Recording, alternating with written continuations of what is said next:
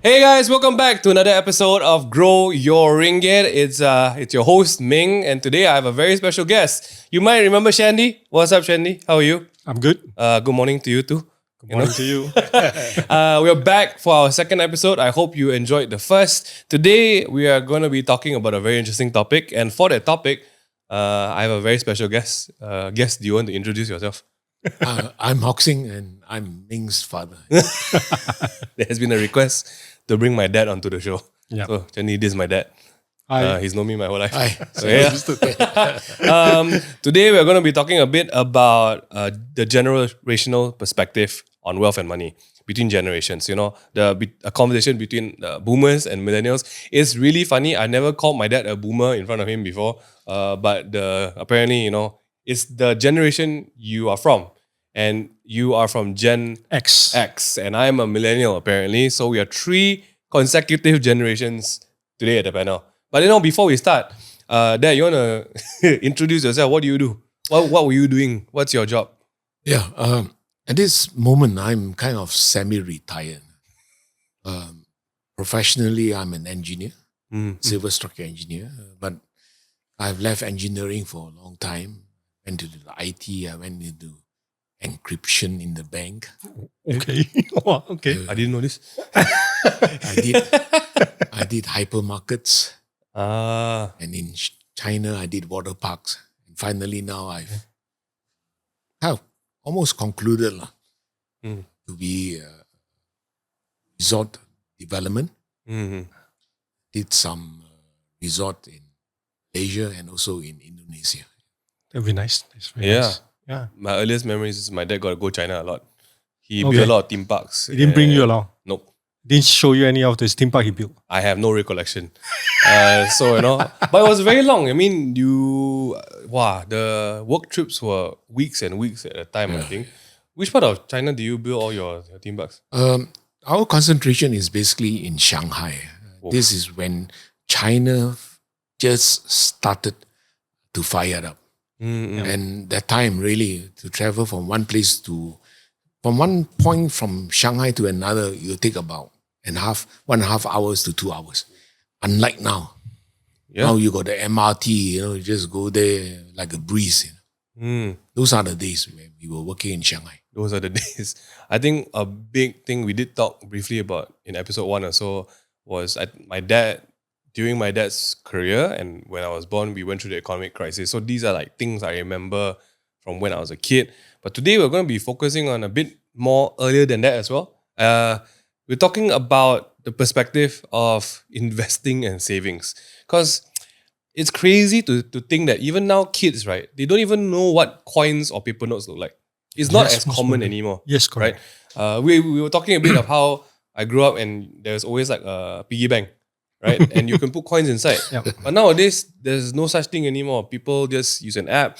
Yep. So just on that note alone, there's so much differences between how money is viewed between 1990s to where we are now, 2020s. That's a span of 30 years. And 30 years just flies by like that. So I think without further ado, let's just get straight into it. Thanks for coming back. If you guys have comments, please leave it in the comment section below. And Shandy, on his laptop, he will just answer everything possible. He will try his best. Yeah, I'll try my best. Yeah. So Dad, we've been talking a lot about money recently. Right. We've been talking about whole show is about how to have proper goal-based investments, how to save properly, right? What did saving look like when you first started out? Saving and investing. Oh, good question. Most of us during those years, we were really from a working class. Yep. There are very few who is rich and famous. I mean, one of the rich and famous. I used to stay in Imbi Road.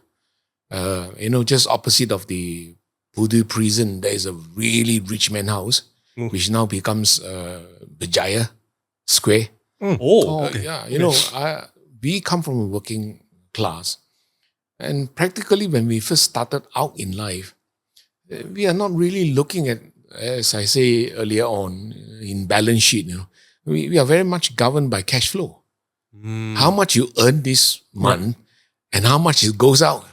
And sometimes we in fact, myself and my wife, we pray that hopefully these 2 months, don't have many more weddings, You just can't afford it, and you cannot go. thing, right? Cannot go. Yeah, I mean, yo. especially when his relative is concerned. So it's a really tight cash flow. And, again, when you work for others, how much could you be paid? So you just basically have a normal salary and you live a normal life. Wow. Yeah. And really, a big part of my own starting up in life is really managing cash flow. I mean, what savings? I can't even afford, like some of my friends who perhaps maybe family are richer, then their parents will help them to put some down payment in. I don't know. I only start buying a house when I hit maybe slightly after 40. True. That's true. Really, I mean, that is the truth about it. So very little savings.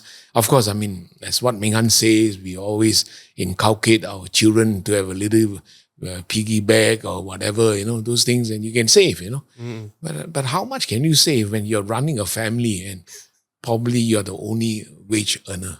Yeah. Was it the same for your gen as well, Shandy? Slightly a bit more better. I think reaching my generations, I think at least like what I say, it's we get a little bit more. I mean, the environment is a little bit more better. So I think the startup point is not as low as the boomers is facing. So we have a little bit more extra still. But the key important thing is like what the boomers been saying to us is this: we are educated that we have to manage our cash flows. So before savings, that means that we really know what is the money that's coming in and then what is the money that's coming out. And you really have to manage that small piece of that saving which is left over. Ooh. So that's the key important things or the main educations I would say that most of the Generation X will actually have is like you really, there's no alternative. That means that you want to buy something, you really have to manage that cash flow and do your budgeting well in order for you to have that kind of savings. In order to get you to buy something that you really want to. So growing up under Mr. Ho's house, my grandparents also, Mr. Ho, Madam Ho. What's the official term? I think my dad's stories came from a very early time when they were in Jalan Imbi. It was a generation where your sold sugarcane, kueh. I remember my aunties making kueh every morning, and they lived in Bangsa, and living expenses was very different, right? How much tapping was last time? I always remember that was a thing. Is it $1? Is it 50 cents? Compared to what it is now, was like how prominent was earning money and saving money? Was it a very big thing people talk about when you're working, or is it a very different conversation back then? Is it about the next job? Is it about what you want to do with your family? Do people talk a lot about investing and saving when you were starting to work and starting to earn money? From the community that I come out from, we really, during my early days, perhaps maybe childhood, we really come from the street. My father is a welder, and he needs to travel far away places at that time. Places called Sandakan, places called Brunei. The reason is because he's a fine welder.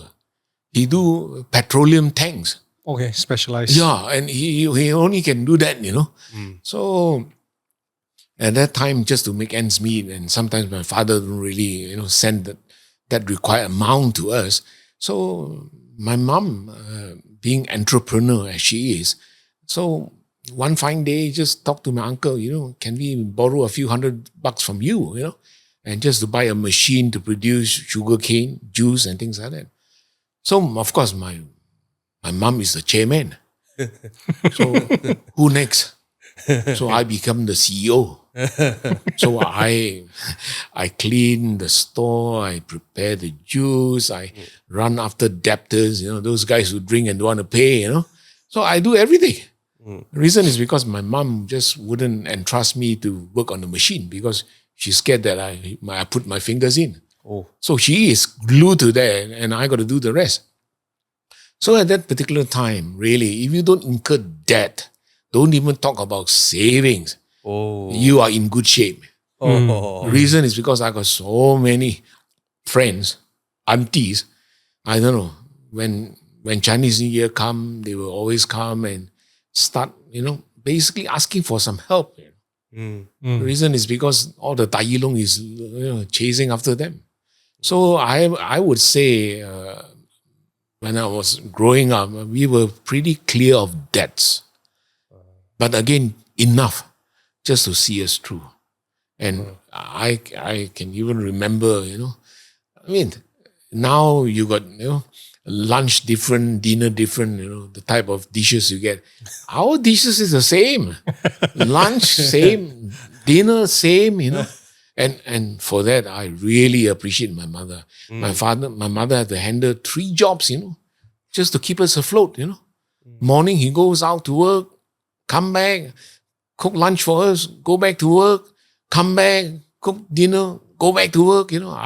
I'm really, I must say, even now my mom has passed away, I still miss her once in a while, So during our stage in life is really working class and of course, just now the question you asked, we were hoping, again, because we got no capital to start a business. Correct. Of course, you want to be hawker, no problem. And I got so many hawker relatives in Imbi, in Pudu, So now I go back to Pudu, it's just like home ground, And we don't have a lot of capital apart from those small eateries. And of course, for those of us who came back and started to work, we are always looking for a better job. Just a few bucks, few $100 already, we are very tempted to move to shift shops, And that is the reason why during my time, I would say the longest I worked in one particular organization is about 8 years. Wow. But apart from that is 3 years here, 4 years here, go down to Singapore and try to look for greener pasture. So basically that is the drive that we had to at least to build up some savings. So don't even say investment lah. Savings is a bonus already. Goodness, I remember when I wanted my first car because I want to show off to my girlfriends. I can't even afford. I got to go and talk to my sister. My sister got a car which my father bought for her. I said, why don't you sell the car and then together we buy a new car? And then, of course, I got all my conditions, Weekend you don't use, weekend I use.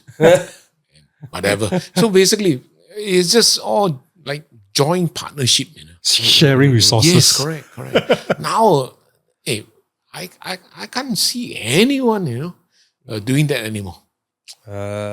Savings, so it was a time where savings, it's not even the goal. I would say it's a luxury. The luxury. It's a luxury. It's a luxury to You're have right. savings. The goal is to don't have debt Yeah. Yes, you're right. and to eat the next meal. Yes. Wow. It was just, I would say, it's maybe ngam for a lot of times. Like what you say, it's like Ngam, we keep, ngam, ah. we for the afloat, family expenses, it's really, we keep it at very ngam. And a lot of those things that I think the boomers also share in the sense that we don't usually get new clothes throughout the years. You only get it on the very special occasions like your birthday, maybe you get the new shirts, new pants. Or during your first school days, you get a new uniform or new shoes. And Chinese New Year, maybe you get another pairs of new things. Yeah. The rest of the days, you're going to be circulate between your families and shares among them, the siblings. And everything is very simple. Yeah. Life is a lot more simple. Yeah. Is that why the bank interest last time is so high? One of the things is it's to make people, to attract the Attract more, so-called, the people who actually put it into it. So the interest is the one that start to introduce, to get people to move their money from under the pillows or in the Milo tin kind of things to the banks. That's true. When my grandma passed away and we went and cleaned the house, wow, we found so much rolls of cash. Like she never told us about under the bed, in the clothes, in just rolled up with rubber bands, But on that note, right, that like don't talk about savings. You got ever hear the word investing growing up? How did that exist? Like when you are trying to even save? Well, I did hear some kind of investments lah, but unfortunately during that time it's not very much regulated. And I have seen a few of my aunties and uncles really suffered. They need some money because of certain emergency. They took it from so-called the gangsters, community. And when the gangsters, so-called, when the debt collectors come and demand, they just don't have the means to pay. Yeah. And I've heard people running away, but those are the days. Yeah. But then on the other hand, because now I've much wider circle of friends. I got friends who are, those of us, we are in the urban. Imbi Road is not very far from so-called the Chinatown. Chinatown was really at that time the heart of the city. Bangkok Bank, now you don't even hear it. What? Wow. Central Market, those are the heart of the city. Okay. So we consider ourselves very urban. And I used to walk to school. I walked from Imbi Road all the way to Jalan Davidson, which is actually the Merdeka. Yeah. It takes about maybe 40 minutes, to walk.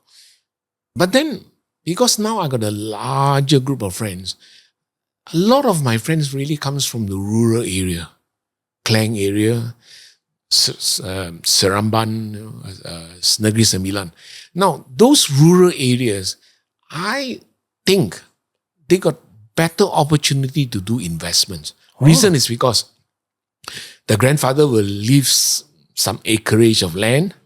It may not be a lot, maybe 2-3 acres. And then finally his father also got some money, and then they pool their money together. And that's why sometimes when someone die, it is hell when you come to splitting the money. Correct. So they accumulate, 2 acres, 2 acres, 2 acres. Yeah. And there are always people who are dying off, who are willing to sell, who cannot look after the orchard anymore. And I got friends like that. At least they can buy rubber plantation, I mean, for us, buy what? Buy zero, Do you think that's why last time, like Mama and Yeye's, my grandpa and grandpa's generation, so skeptical towards investments? Yeah. Because the background of investment is all this, like you lend my money.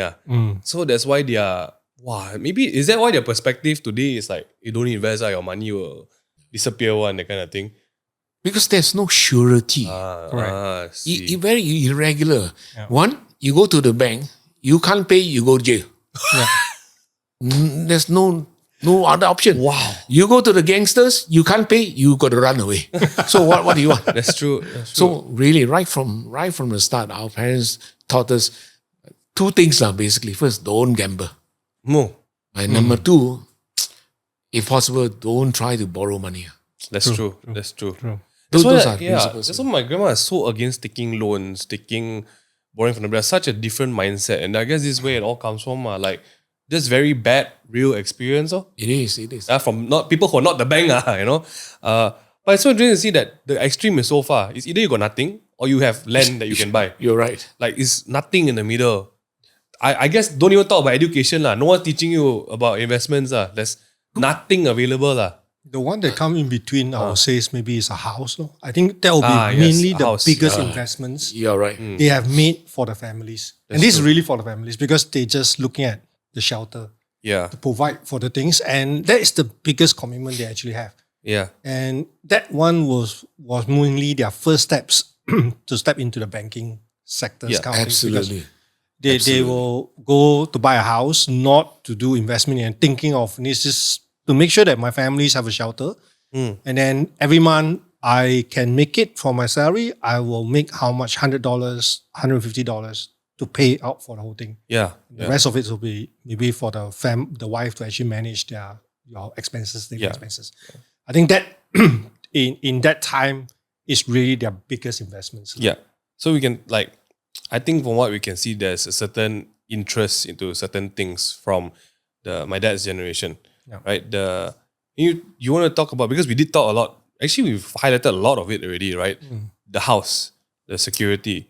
Like it does seem like what is more important to be invested into is security.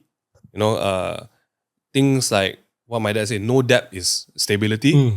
And things like the house, which is shelter, which, you know, the three S's, the shelter, security, and stability, right? Yeah. But also like it is really down to the points of like what I think I always discuss with Shandy first what we're going to talk about. It's really down to the points that my grandma had 3 jobs. You know, my dad also worked since he's a kid. The work ethic from that generation to just break even or to live day by day, right? And I think planning for the future. So my grandma, when did Mama buy her house? Can you remember? Okay, my mother is really very far-sighted. Yeah. Very far-sighted. But again, being far-sighted is one thing. But if you don't have capital to invest, it's also another thing, you know. I'm also very far-sighted. But I mean, big part of my life, I just don't have that kind of capital. Now, one thing here I can share is this. When I was Form 4, I think Form 4, my father landed a very big job in Indonesia. And because he landed a big job in Indonesia, he spent the next 17 years living in Indonesia. Oh, yeah. And only comes back once a year. And because of that labor, well, finally he came home with a bundle of cash. Then with the kind of cash my mother has, again, my father is not an investor, just like me. We are just earners. We know how to make money, but we don't know how to invest. But my mother know how to invest. And Entrepreneur mindset. You're right. At that time, she looked and she find that property. And therefore she bought houses. She bought shop houses. And again, I just want to thank God. You know, we are the recipients of her far-sightedness. My grandma made choices which I don't know how she made them. She bought a Telawi house. Oh, wow. So from sugarcane cellar to Telawi corner house.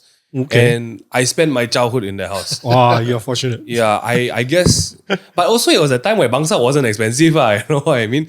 It was like the first city. My mother bought that corner house for 34,000 ringgit. Plus another 2,000 for the extra land. Double stories, corner Double story. But that is 45 years ago. You want to share with them how much did you? Yeah.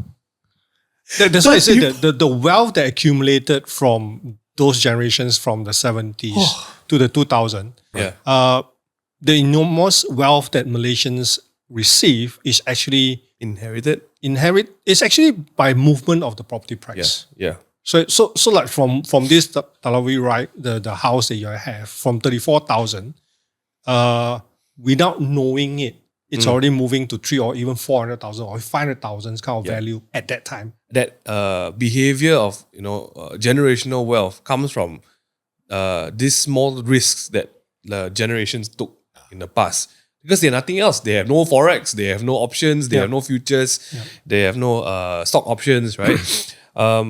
It was just a lot of saving, build generational wealth. Saving, build generational wealth. And it did work to a certain point in the past, but now it's not the same. A lot of things have changed, right? What do you think? Okay, this may be a question for both of y'all. From that era where you guys were at, what do you think about the younger generation's financial planning nowadays? Maybe professional view first. I mean, from what I observed and from my experiences, I think in our generations, we never think of retirements kind of things. We always think that we need a job. No matter what it is, we need a job because we want the securities. And we are very committed to what we actually have. Yeah. Right? So we're only looking for better jobs or better higher pays, but we are still want to do it. I think in the millennium lines, the mindset now I've observed of it, it's a new term that we come out very regularly. Now it's, I want to have financial freedoms. Oh. Wow. As early as possible. Oh. As early as possible. It's like, maybe that crossed your mind in the sense that I wish I can reach financial freedoms at the age of 40 so I can spend more time with other things that I want to do. I don't have to keep my jobs. I have to do something about it. And this is the new trends. I won't say the new trends. It's already inside most of the millennium. Now they actually have that kind of, I want to reach the financial freedom as fast as I can. Oh yeah. Right. So when you come to that kind of options, it's step away from what we actually growing up in the sense that at that time we don't have any choice. We want to work, not like today's, it's the retirement age 60. I want to work maybe as long as I can. As long as I can walk. I can help. I'm healthy. I'm working. I'm making money. I'm going to do it. Right. But today's mindset for those who in the millennium cycles like 30 plus 40s is like, how I wish I can be financial freedom right now. That's my life is going to be totally different. What's wrong with us, millennials? Sorry. It's true. It's true. I think that expectation of when to stop working compared to my dad, who enjoys and keeps on going and today is still working. If my grandma could keep working, I think she'll continue. Correct. She just changed her job to become babysitter for me and my brother. But yeah, do you think that's real? What do you think about the kids nowadays? What do you think about myself, Mingyu and Mingli? I think this generation got a lot more options compared to our time. Yeah, true. I totally agree with Shandy. Like take for example, I've got younger friends who are very entrepreneur. They don't have a lot of money. They kind of refinance their car, get a better car, and they do Grab during evening. I got further friends. Now this is more action. Okay. They buy a 4-wheel. They don't work all the time when they are durian season. They will go up to Kelantan, they whack all the durian, come down and they sell. I know a guy with 4 wheels also. Exactly, Okay. So those are very easy kind of business. Oh. But then again, to tell you that I'm not aware of the financing scheme or product, I'll be a liar. There's so many now. Yeah. But then it's a matter of whether you have the time to research. Yeah. That's true. Where you want to place your investment. Correct. Yeah. Like people like us, whom I'm advising an organization to do developments that cost half a B and things. It's always about return of investment. Yeah. So the younger people now, I must say, have so much more advantage. You got the internet. Everything is free. You can even get the statistics out, and if you can do a bit of programming, you can even do your own charting. True. Your graphing. Information is actually at the tip. Exactly. Now. Compared to us, it's like we have to wait for newspapers. Right? You're right. Goodness. Too late already by then. I was like, too late. Yeah. We are really. During those days, when if you don't have a few 100,000, you don't even talk about investment. Now, if I got 5,000, I can do smaller.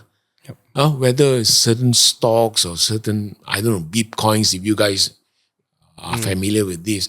And there's so much more you can do. Yeah. But the only problem is this. Usually, when you are coming from a working class, you are so darn focused on your work. Yeah. Yep. And then you just basically, miss all the other opportunities. It's okay that kids nowadays got no focus, still miss opportunities. Oh, okay. Yeah. So I don't speak for everyone. Yeah, if I would have, let's say if I got another career to live, I'll be holding at least 2 to 3 work that I enjoy. True. But of course, certain jobs you don't quite enjoy, like us. But you got to do it. You got no other choice, but you got to do it because you got to put food on the table. Yep. Yeah. But now you got choice, and I don't know. Now people are so comfortable. You can work really at the comfort of the home, and you're still making money. Tell me about it. So I just felt that this generation is so much more progressive. Yeah. I think what you said really central. Like, last time you don't have 6 digits, the bank don't even layan. But now, since we're talking about Maybank, right? We always go back to Maybank since we talk about Maybank. We grew up in Maybank. Mom took me to Maybank all the time. We took all these kipi kind of things. Today, you just need $200. 200 ringgit, not dollars. Ringgit. and you can start investment account already. So there are products like the retirement goal products or the goal-based investment products that you just need 200 ringgit to start an initial investment. Yep. Last time at 200 ringgit, the focus was so different. There was no investment opportunities. But now you just tap a bit and you have 5 different things you can do, 6 different things you can do. They educate you. You want to go into the oil sector to invest. You want to go into the future sector to invest. I think we don't realize. And then when you're born into it, you think it's normal. Yeah. Right. But that's why I take a lot of pride being millennial, because we were the ones who saw the progress from no internet into the internet world. And we see the paper become digital, And I see how my parents and my grandparents were doing things into how my siblings and myself figured things out, and then how the kids nowadays are doing it. I think one thing that I'm proud of is that I think I inherited a lot more of I don't feel like I'll ever retire, because I see how hard my grandpa worked, my grandma worked, my auntie worked, my dad worked. I feel that that's something very admirable in the sense that just be good at what you do and focus. But the biggest change now is you talked about it episode 1 also. People want it now. Correct.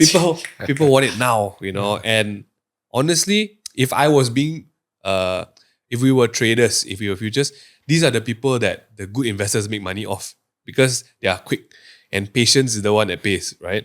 So we've talked about a bit about what you all think about that investments, but also on the flip side, I also feel that that's why I think my dad and my mom also, until recently only, when they see all these investments take off, they've also becoming a bit open than us recently more. Hey, how do you do this? How do you do that? But also at the same time, you're right, you have to research, you have to monitor, you have to do this. When people come to you and ask for these kind of things, the monitoring, right? How does that work? Do you feedback once in a while when it comes to the Maybank Goal-Based Investment? How does that work when markets go up and down? Do you feedback to customers, or is it all done automatically from inside? For this goal-based, the tools is basically you can get to track your investments at any time. Yeah, because I want to know if I can let go, right? You can let go. So at any moment or times, you can actually use the apps to get the latest informations. That was really on the spot. Right? And the information that is now, like what I say, is you can actually go through the Maybank websites to read what's the market conditions right now, to get more expert advice that's coming in. Or you can, what we all commonly know, pick up all the internet news now at the fingertips on our mobile phones, on our apps, everything can do that. So I think that's things it's already been taken care of. You won't have any of those, what we say, I don't receive this information, I didn't know about it. It's the information is there. The only thing is need a little bit more of your own help to read the news and really analyze the news and understand that how this news is going to impact on your holdings. Okay. Right. So it's more towards that kind of thing. So it's still coming back to a little bit more to your own, I would say, your own knowledge or your financial literacy kind of things. If a rising interest rate environments come in, how does it really impacts your holdings? Which are the things that you think you should actually let go of? Which are the things that you should actually improve on? So that's the part of it. An interesting question. When it comes to my dad's generation and my generation, what are the common or the interesting differences between the worries from, let's say, the boomer generation wanting to invest versus the millennials wanting to invest? What have you seen? What's the difference? It goes back to what we actually discussed. Like what you say is focus. So for them, it's really, we are looking at long-term investments. Okay. When we make a decisions to do an investment, usually it's going to be a long terms. Right? We are committed to that kind of things. For example, house is really a long-term kind of investments. We know about it. And it's going to be, if you participate in any of the buying of the shares, you want to study and then you want to keep it for a long time. For the millennium, really, like what I say, is the focus part of it. Because you want to make the growing parts of it have to be fast. You want it to be immediate kind of things. So the focus is hey, can I make money in the next 2 months, kind of 3 months? That's the things that now a lot of people get confusing or get a little bit of, I would say, not say confused. It means different expectations. It's investings are for short terms. And they have actually confused in between investing and trading. When you do tradings, you really have to monitor the markets and really have to make out impulse kind of decisions to actually get On the in, spot, get out. every Correct. hour, yeah. Correct. So that is what now attract to the millennium into it, because the focus is short and the returns can be a lot more, I would say, is a lot more rewarding if you make the right decisions, because you can actually make few $1,000s or even $100,000 in less than a 2 months, kind of 3 months span. Yeah. Whereas for us, the long-term guys, we are looking for the long 10 years in order for it. Without you knowing, like 35,000s to grow to 2.4 million, it's 40 years. Yeah. So I've seen my dad work, and I've seen my mom handle his finance. My mom's background is an accountant. So when my dad and my mom got married, they had myself and my brother and my sister. My mom stopped working. But what I've seen is a very different thing, right? Is that my dad, we were renting a house in Bangsa last time when I was a kid. And then we moved to the new Damansara area, as they continually chop down all the kelapa sawit and make housing instead. Yeah, got a lot of wild dogs last time, that kind of thing. And I think the focus that was very different is building wealth. Like wealth, that term, right? I feel like nowadays, the newer generations are not focused on that. They want to build a profit versus building wealth. True. Like I've seen what my grandma did for the family. Though I feel like is wealth a very big picture compared to I want to make a profit for myself. Because it seems like in the family last time, my grandma, my dad, and all the patriarchs or matriarchs of the family, they build their investments, they build their earnings as a wealth for the family to take care of people. Yep. And with that mindset, they make so much bigger calls, right? Is that easy to find nowadays with the newer generations? I would say eventually they will still come into it, but it's your own, almost like your own realizations, when you want to start to build wealth. Right. So a lot of this, like what you say, is like the focus is profit. So what are you going to do with your profits? Yeah. So some people will, if you realize it, it's like, I make profits, I try to turn it into wealth. That means I pick the right assets that will upkeep or preserve the value. Yeah. But a lot of these profits also turn into some others' investment. They think that it's going to be good, but actually it's not an investment. For example, buying a better cars, right? Spending a bit more on luxurious items, kind of things. So, like a lot of these things now in the Facebook also gets is like invested in luxury watches. So people thinking that some watches can have value. So they make their profits and they start to buy all these things. Right. But eventually that might not be a good assets to hold, to be inside part of wealth. But they also don't realize they're doing trading. It's not investing anymore. Correct. Because you got to buy and sell and buy and sell. So the one you can accumulate it in profit in a very fast way. At the same time, you're also running a risk It's true. that these profits might be actually finish it off in a very fast way as well. Yeah, I think that I got to ask you an interesting question. Do you think that having kids changed your approach to how you earn money? I think definitely. It really boils down to commitment. I mean, I remember during those days, my mom would say that, okay, so long I provide you food, shelter, and education, day after is on your own. Yeah. But now you look at the society now. I mean, yeah, you can provide food and you can provide shelter, provide education. And then your kids have to stay with you. Yeah. Unlike you're in UK. I mean, I was studying in UK for a number of years. The Brit don't even care. So now, in fact, this is one big question I've been kind of dialoguing with a lot of my peers. Now, a lot of my peers say that, hey, housing is just not enough to provide the basic. Now, minimum, you got to help them the down payment of a car, down payment of a house. So it definitely changed the whole perspective. Because whatever it is, if let's say if you're not earning, you eat into your savings. All right? And just now what you say is so true.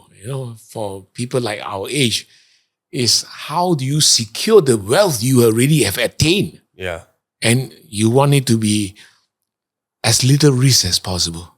But when you do like what you say just now in terms of trading, it's a different ball game.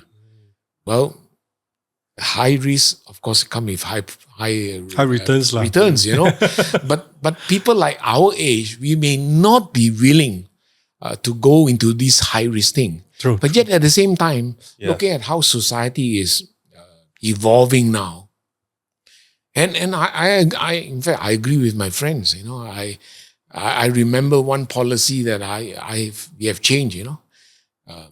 Like for example, my parents would never pass you any of their money until the very day they die. Yeah. So what happened is that now this is something maybe off the record. I was a young man. I was asking my mom to lend me some like 40,000. Then it was not because I want to buy a Ferrari. I want to buy a house, which I think is very good investment in Hatamas. But again, my mother is so cautious, so overarching, never borrow money from, and you don't even lend it to me as a son. Don't even borrow money from me. Exactly. and I asked her twice for 2 investments, and they won't give. Then what I want to conclude is this. As we grow, as our income expand and our career, as we climb the ladder, then we come to a point where we begin to have savings. So when finally my father left us, I'm not being arrogant. At that point in time, I really don't need his money anymore. I'm not arrogant at all, but I'm just saying to myself, how I wish they could have given me the money. I'm not a prodigal son. I'm not asking for inheritance before the day. How I wish they would have given us that lending hand when I needed it. Support, I would say. Exactly, So that's why myself and my wife, we have totally changed our policy in terms of inheritance. Yep. We know that we cannot bring it along with us. Okay. I mean, that box is only so big only, Okay, by box we all mean right, So from now onwards, we are more liberal. If our kids are investing in something worthwhile, we will just pass you whatever it is, the money that we have reserved for you. So, and then of course, a lot of my friends disagree with me. Oh, you don't know how they will spend the money. I say, what, man? You got to take some risk with our kids I mean, they also pass it very knowingly, like of course, property goals, One biggest thing that my dad has changed from his mom's time is the inheritance of wealth. It's not like you die then you take my money. The best change in my family is that when we get married and stuff, my parents came along to help with the down payment for our property. True. I think that investment it goes a long way. Yep. No, I'm not encouraging parents to do that for your kids. I'm just saying, But I also feel that it has given me a very big understanding in terms of like why savings were so, like the older generation hold it like this. Because to them, that is their price. That is the hard-earned money. Yeah, the hard-earned money on top. Finally, I got something. Correct. That's why when you go and try to tell them to invest, they say, I'll never let this go until I die. Or like, you never take it from me, that kind of thing, That's why they hide it under their bed and everything. So I think, okay, we'll definitely come back to the reason why I asked about the kids, about the children in the future. But what I want to end is like we talk a bit about the EPF in episode 1. So let's just wrap it. My dad, you know what's EPF, right? Yeah. Okay, that's great. A very interesting thing is this, because most people don't know what the state of their EPF is. Most people don't know what's happening in the EPF. Do you know what's happening in your EPF? Of course. Of course, okay, because I told him to prepare for this episode. So, you know what's happening He's for worked EPF. his whole life. I think he should be benefit of all the EPF things. Yeah. So if you didn't tune into episode 1, Shani, can you give us a brief overview? Because we're talking about long term, we're talking about building wealth. And EPF is set up so you build your long term wealth. Correct. You want to give us a quick, how does it work and why is it important? A quick look at it is, I think EPF is really the savings for retirements that governments actually set up for every workers to actually participate into it. Every month, there'll be a certain forced saving factors that are coming out from a salary to go into these accounts. Yeah. Right. And at the same time, if you are employed by another responsible employers, they also have to contribute to these ones. So in that case, that's money, you look at it, it's going to pile up every month. Yep. Towards the end of it now, at least I think from the guidelines is at the age of 55, you are allowed to actually fully draw out the whole amount of coming. Which my dad has done also. Correct, exactly. So in that case, imagine that you have a forced savings that's coming out from your paychecks on a monthly basis.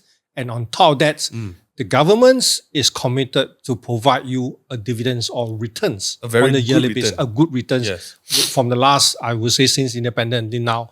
The returns has been very, very, I would say, highly acceptable. It's a high 5-6 kind of percent. Yes. Year in, year out kind of things. So with that things, a monthly commitment with the compounding the factors that coming in from the EPF returns, that's amount will actually grow up to a very substantial amount. Right.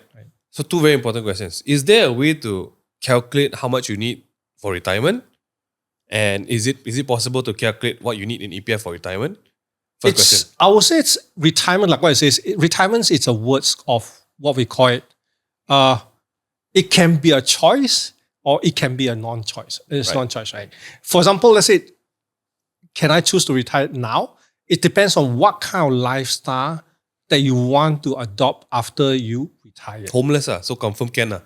If you want to become that. Correct. So a lot of people say that, do I need to know, is it possible for me to calculate how much do I need for retirements? I would say then you should actually sit down and think about it. Like, what kind of retirement lifestyles are you looking at after retirement? Correct. Right.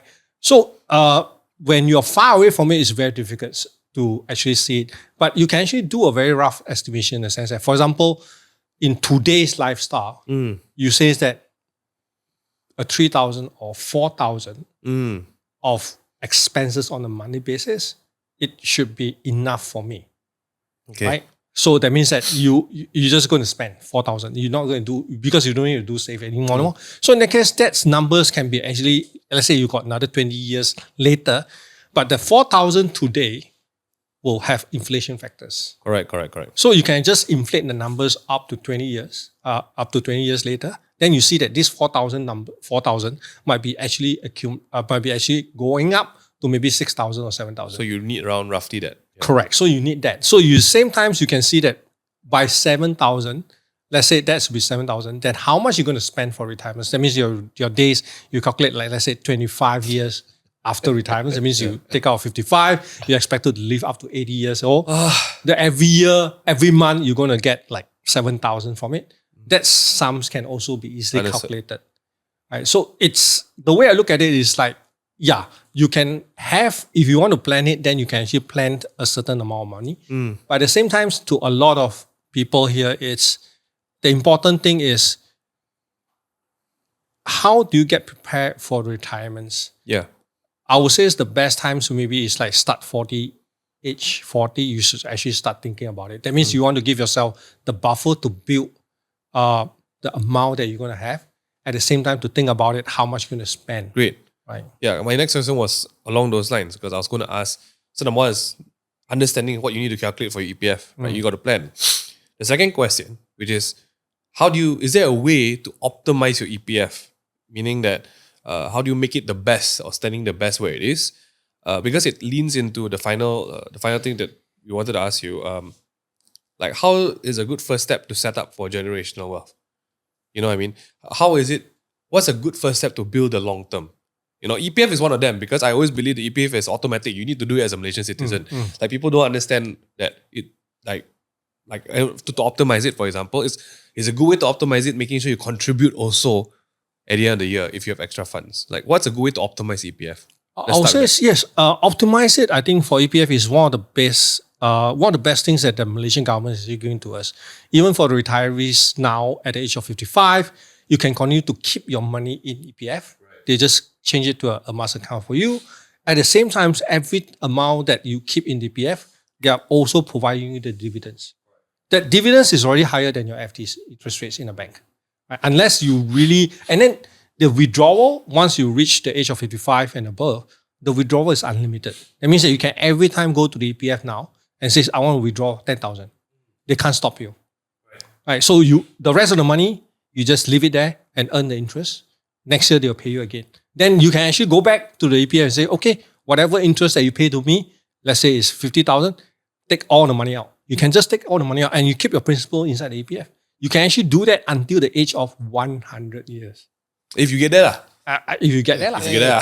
Right. Okay, so in that case, if let's say, to be honest with you, you want to make it like optimizing whatever, it's just like you don't know whether outside there's another better investment options or not, but you think that EPF is providing me 5 to 6% kind of returns day in and day out, a year in, year out, which is a very good mark. And I want to keep my money there, then you can actually do that. Right. So in that case, it's really a tools or funds that actually created there to help you to get through your retirement days. Along those same lines, I mean, just to wrap it up, after everything has been said, last time it was just savings, bit by bit, somehow. And I also believe that it's possible today because last time, if you think about it, a house can cost 35,000, but my grandma's earning 10 cents a cup. I do know that inflation and everything has risen. I do know we are living under different circumstances. Costs have risen exponentially compared to earnings, right? Yeah. But if we were to give people a good first step to building that long term, to building that wealth, and everyone comes and asks you how to do this, what is the easiest first step you tell people to do? For me, it's very, the easiest is really like going back to what the boomers have been telling us. You know what is in and what is out, right? Then you will know that how much savings you are. And then pay yourself first. Don't spend the money, but you're going to keep aside every month a certain amount of money into the savings before you actually spend it, right? And in today's, I think it's a lot more simple because once you put that commitment in, you can go to goal-based investments and create one goal for yourself. And then you are committed to that things by putting a certain money into it on a regular basis. And you can actually set your time frame 3 years, 4 years, 5 years. And that things can change. I know plans will change according. You can actually come back and redo your plans and then redo your commitments, redo your plans, and then also readjusted the targets amount that you want it to be. And it's all into all the systems about it. And the good thing about it is come to Maybank, the way I look at it, how do you want to manage your expenses? We even have an apps that actually tracks your expenses. Yeah, yep, I know. Right. Right. So in that case, I would say a lot of the people now, maybe at one time it's like they are thinking like keeping many banks accounts kind of a good things because I got money parked somewhere around here. But at the same time, it also give you a little bit of disadvantage in the sense that you can't actually know where your money is at one moment and where you spend the money. But if you can consolidate them into one piece of it, and you can actually track it, and you can see money in, month out, even a year, this year, how much do I spend on education or how much do I spend on clothing? Is it too much? Oh. Can I reduce that? Can I make it a little bit more? If I got a new goal, where can I cut it? So if that kind of things coming out, then you will know that, I can actually adjust here and there, change a little bit of my lifestyles. Then I will able to get that kind of commitments that I want to do on my savings. And that's all can be coming in. All in the May app. All in the May app. Yeah. If you are still not very comfortable to do your goal-based investments at the moment, you can even start your own tabo. Yeah. Right? I think what you say is great. Like it's the simple steps, right? It's not even starting to build the thing first. Correct. You got to start knowing your in and out. Correct. And I think the day that I figured out that actually the May app tracks it very accurately. Like they track even to your bank-to-bank transfer. Correct. They track you pay to F&B. Correct. Everything, and then they categorize it. Correct. I think honestly, the first step is don't even get to the savings yet. You know where is the leaking hole first. Correct. Exactly. And you start plugging up. Correct. And you start doing there. So guys, the May app, I mean, I can't sing his praise enough because personally we use it. It's been such an upgrade to finance because the more informed you are, the better choices you can make after that. The decisions that you make decisions is a you lot make more after that. correct. Yeah. So everyone who's, it's a good time to tell you guys, go download the May app, if you haven't already. That's where you find Shandy. Shandy's picture is there. His phone number also you can find that. No, you credit card. But yeah, I think that's the first great step. If you are curious to know about how to grow your ringgit, everything Shandy's been talking about in terms of goal-based investments for Maybank, you can go and check out the May app because it's literally one icon over there. You got no time, you got free time, you got all the time in the world, just go click, you know that. But yeah, be proactive about learning investing. We have so many options right now. If my dad's stories hasn't been enough proof that we got so much information at our fingertips, literally just there waiting for us, I don't know what to say. At this point, you are responsible for your wealth in the future. So take your first steps and start building it today. Dad, thanks for being here. Thanks for building my life. And giving this all a shot. It's because of you didn't need to go and cut trees, thank God, but because of the trees that you cut, we can build these kind of things and shoot content for everyone today. So this is the wealth that my dad has built into our family. Shani, thanks for being here today as well. Thank you. And for everyone, if you've enjoyed this episode, watch the first one, watch this one, and we'll see you in the final episode coming up after this episode. Thank you for your time. I'll see you guys in the next episode. Right. Bye-bye. Bye-bye.